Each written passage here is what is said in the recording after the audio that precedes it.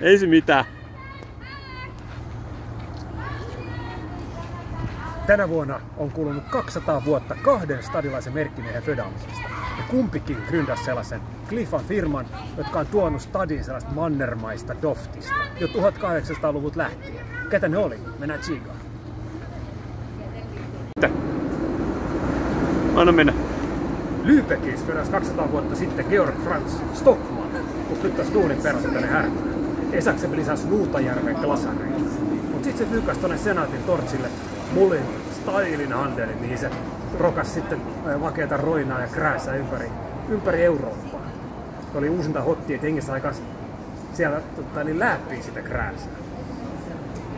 No, nykyään homma on mennyt ehkä enemmän virtuaaliseksi, kun jengi flaneeraa noissa netin rättibuisissa. Stikkaa selfieet eetteriin, eikö siellä? Pyöriks? Ja nyt pyörii.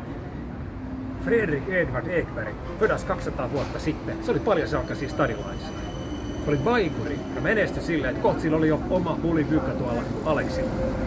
Eikä siellä lisätty pelkkää funtapullaa, vaan vimpan päälle vaislaaria. No, se oli sen ajan Michelin-rahta kanssa. Ne tislas omat renkut ja piti vinkkuhanteella. Sitten se flyttas Stockan tieltä tänne Bursalle. Tää se on vieläkin.